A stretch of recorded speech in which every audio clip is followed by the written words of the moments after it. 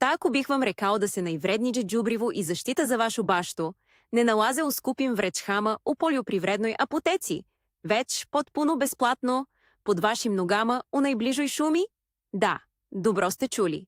Danas pričamo o nečemu što mnogi smatraju otpadom, o borovim iglicama, odnosno ćetinama i šišarkama. Ostanite sa mnom do kraja, jer ću vam otkriti 8 nevjerovatnih razloga zašto pametni baštовани ovo nazivaju šumskim zlatom. Mnogi se plaše da ćete ne uništiti njihovo zemljište, ali nakon ovog videa shvatit ćete zašto je to jedna od najvećih zabluda u baštovanstvu. Pre nego što zaronimo u konkretne koristi, hajde da razjasnimo tu glavnu brigu – kiselost. Već decenijama kruži priča da će ćetine i šišarke učiniti zemlju previše kiselom i tako ubiti vaše povrće. Ovaj strah potiče od činjenice da su sveže, zelene borove iglice zaista kisele. Međutim, ključna reč je sveže. Ono što mi sakupljamo u šumi je opad. Suve, braun iglice koje su već prošle kroz određene faze razgradnje. Kako se one dalje raspadaju u vašoj bašti, njihov uticaj na pH vrednost zemljišta je minimalan i često zanemarljiv. Šta više, ta blaga i spora promena je upravo ono što je nekim biljkama potrebno. Dakle, zaboravite na mitove. Hajde da se fokusiramo na dokazane, stvarne prednosti koje ovo šumsko blago donosi. Prva i najvažnija uloga ćetina i šišarki je malčiranje. Zamislite ih kao savršeni prirodni pokrivač za vaše leđe. Kada nanesete sloj od 5 do 10 cm oko svojih bilđaka, stvarate zaštitnu barižeru.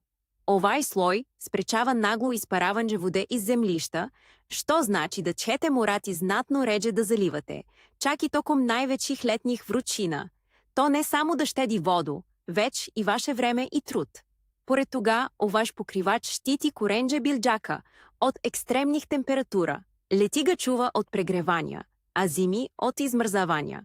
Igličasta struktura omogućava vodi i vazduhu da lako prodru do zemlje, za razliku od nekih drugih vrsta malča, poput pokušene trave, koji mogu da stvore nepropusni slož. Dakle, dobijate savršenu zaštitu koja istovremeno diše i hrani zemlju, a sve to po ceni jedne šetnje kroz šumu. Sledeća ogromna prednost je nešto što će svaki baštovan ceniti – prirodna borba protiv korova. Koliko ste sati proveli čupajući dosadne korovske biljke, koje izgleda niču brže nego što ih možete ukloniti. Sloj malča od ćetina i šišarki je vaše tajno oružje. Debeo sloj fizički blokira sunčevu svetlost da dopre do semena korova koje se nalazi u zemljištu. Bez svetlosti, većina semena ne može da kliđa. Ovo drastično smanjuje broj korova u vašim leđama. Čak i ako se neki najuporniji korov i probiže, njegov koren će biti veoma slab jer je rastao kroz rastresit sloj malča, pa ćete ga izvući sa neverovatnom lakoćom. Zaboravite na satima sa ginđanđa i upotrebu herbicida. Ovo je ekološko, efikasno i potpuno besplatno rešenje koje vam omogućava da se fokusirate na nego bilđaka koje želite, a ne na borbu sa onima koje ne želite. Sada prelazimo na dugoročne koristi, a to je poboljšanje same strukture zemljišta. Možda imate tešku glinovitu zemlju koja se nakon kiše pretvori u blato, a tokom suše u kamen, ili možda peskovitu zemlju koja ne zadržava ni vodu ni hranljive materije. Ćetine su rešenje za oba problema. Kako se iglice i šišarke polako, tokom godina, raspadaju, one se pretvaraju u humus i dodaju preko potrebnu organsku materiju u zemljište. U glinovitim zemljištima ova organska materija stvara sitne vazdušne cjepove, čineći zemlju rastresitijom, prozračnijom i lakšom za obradu. Korenje bilđaka može lakše da raste i diše. U peskovitim zemljištima organska materija deluje kao sunđer, poboljšavajući sposobnost zadržavanja vode i hranljivih materija. Ovo nije brzo rešenje, već investicija u zdravlje vaše bašte za godine koje dolaze. Svake godine dodajete novi sloj, a zemlja ispod postaje sve plodnija i življa. Pričajmo o zaštiti od nezvanih gostiju. Ćetine i šišarke predstavljaju izvanrednu prirodnu barižeru protiv puževa, kako onih golača, tako i onih sa kućicom. Ovi mekutelci jednostavno ne vole da se kreću preko oštre i budljikave površine borovih iglica. To je kao da hodate bosi po staklu za njih. Postavljanjem prstena od ćetina oko osjetljivih bilđaka, kao što su mlade sadnice salate ili hoste, stvarate tvrđavu koju puževi teško usvađaju. Pored toga, Смола коджа се налази от четинарима, има специфичен мирис коджи може отбити и неке друге инсекте. Яко ово ние свемогучи инсектицид, той е još jedan слой природне отбране у вашем систему органскog баштованства. Уместо да посежете за токсичним гранулама против пужева, коđe могу biti опасне за кучне любимце и корисне организме, користите нещо, що е безбедно, ефикасно и потpuno u skladu sa prirodom. Sada dolazimo do onog problematičnog aspekta, kiselosti, ali ćemo ga preokrenuti u ogromnu prednost. Dok je uticaj na neutralno zemljište minimalan, ako u bašti imate bilke koje obožavaju kiselo zemljište, četine su za njih pravi dar sa neba. Američke borovnice, rododendрони, азалеже, камелije i хортензije, koje će imati divnu plavu bođu u kiselijem zemljištu, просто će buđati, ako ih redovno malčirate četinama. Ovaj малч će polako и постепенно удържавати нижу pH вредност землища, ствараючи идеалне услове за ове бильке. Чак и ягоде и кромпир воле благо кисело землище и имаче користи от оваквог малча. Уместо да купуете специалне субстрате или препарате за закиселяване, природа вам нуди съвършено, споро отпущаюче решение.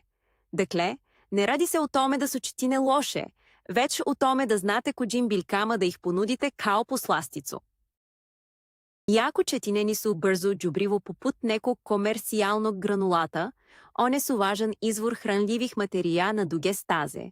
Procesom razgradnje, коđi obavljaju mikroorganizmi u zemljištu, borove iglice polako oslobađađu važne elemente nazad u zemlju.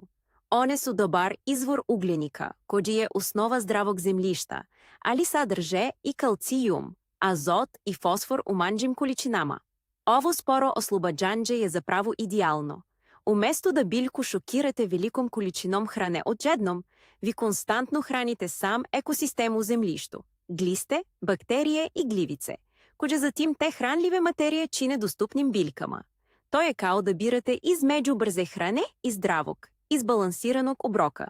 Četine su taj zdrav obrok za vašu baštu, коđi gradi plodnost i otpornost iz temelja сезону за сезоном. Mnogi baštovani imaju kompostnu gumilu, ali se plaše da unđu dodaju četine, ponovo zbog mita u kiselosti i sporoj razgradnji. Međutim, ako se koriste pravilno, četine mogu biti super dodatak za vaš kompost. One spadaju u braun, ugljenični materijal i savršen su balans za zelene materijale bogate azotom, kao što su ostaci iz kuhinđe ili pokušena trava. Njihova igličasta i kruta struktura sprečava da se kompostna gumila събиже и постане влажна и безкиселнична гнjecava masa. Уместо тога, one stvaraju въздушne цхепове, коđi omogućavaju kiselniku da cirkuliše, što je ključno za brz i kvalitetan proces kompostiranđa. Da, potrebno im je nešto više vremena da se razgrade u odnosu na lišće, ali to nije problem. Jednostavno ih dodajte u mešavini sa drugim materijalima и budite strpljivi. Na kraju ćete dobiti bogat kompost sa odličnom strukturom. I na kraju, osma korist je dekorativna i praktična primjena za staze. Umjesto da trošite novac na skupi malč od kore drveta, šljunak ili kamene pluće, možete napraviti predivne, prirodne staze kroz svoju baštu koristeći samo četine i šišarke. Debel sloj ovog materijala će efikasno suzbiti rast trave i korova na stazama. Meke su i prijatne za hodanđe, a kada se pokvase kišom, ispuštaju divan, osvežavajući miris šume. Ovakve staze se savršeno uklapaju u prirodni, rustični izgled bašte. Šišarke možete koristiti kao ivice za leđe ili kao dekorativni sloj preko četina na stazama. Ovo ne samo da izgleda lepo, već je i neverovatno praktično. Kada se sloj vremenom utaba i razgradi, jednostavno udete u šumu i dodate novi. To je udrživo, ekološko i estetski prijatno rešenje koje vašu baštu čini još posebnijom. Kao što ste videli, borove iglice i šišarke su daleko od toga da budu neprijatelj vaše bašte. One su zapravo jedan od najsvestranijih alata koje nam priroda besplatno nudi. One su zaštitni malč, barižera za korov, popravljač strukture zemljišta, prirodni repelent za štetočine i savršen dodatak za vaše biljke koje vole kiselinu. Najveća tajna je u tome da vam priroda daje savršenog, izbalansiranog, sporo otpuštajućeg pomoćnika za baštu potpuno besplatno. Bukvalno sakupljate zlato sa šumskog tla. Nema više izgovora. Iskoristite vaš neverovatan resurs. Hvala vam što ste gledali. Ако сте научили нещо ново, обавезно притисните дугме за лайк и предплатите се на канал за Джош оваквих съвета. А съда питания за вас. Дали сте и къде користили четине или шишарки у свои бащи? Какви са били ваши резултати? Поделите своя изкуства у коментарима изпод.